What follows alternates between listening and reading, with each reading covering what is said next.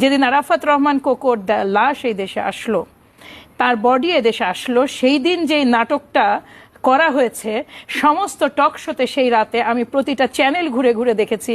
সেই চ্যানেলে কোথাও বেগম খালেদা জিয়ার এই লস, তার এই সন্তানের লস, জনাব তারেক রহমানের এই ভাইয়ের লস, এই ধরনের কোনো কথা না এসে খালেদা জিয়ার শিষ্টাচার কতখানি কম, তিনি দরজা খুলতে পারেননি, তার মানে তাকে কিভাবে মক করা হয়েছে একটা পুত্রহারা মাকে, আমি এই এই জিনিসগুলো চোখে ভাসে।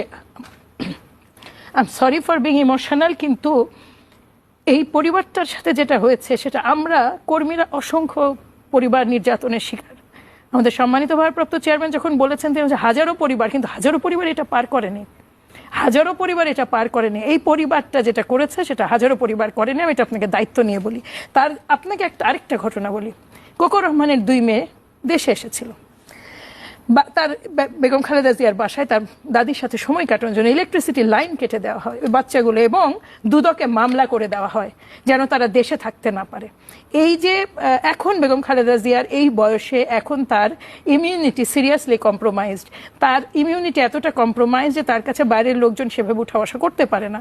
তার নাতনিরা এখন বড় হয়ে গেছে, তাদের এই শৈশব, তাদের কৈশোর কেড়ে নেওয়া হয়েছে তার কাছ থেকে। যেদিন আরাফাত রহমান কোকোর লাশ এই দেশে আসলো, তার বডি এদেশে আসলো, সেই দিন যেই নাটকটা করা হয়েছে সমস্ত টক শোতে, সেই রাতে আমি প্রতিটা চ্যানেল ঘুরে ঘুরে দেখেছি।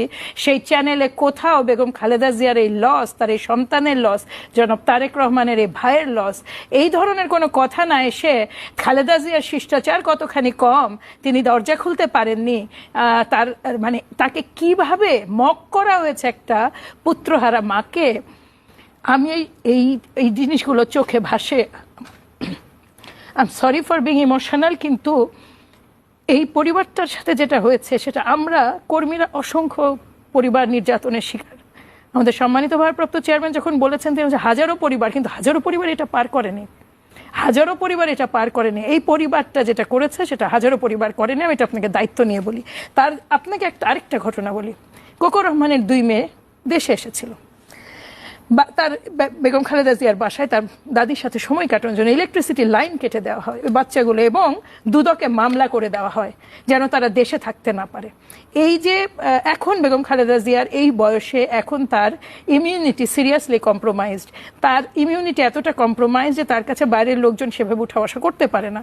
তার নাতনিরা এখন বড় হয়ে গেছে, তাদের এই শৈশব, তাদের কৈশোর কেড়ে নেওয়া হয়েছে তার কাছ থেকে।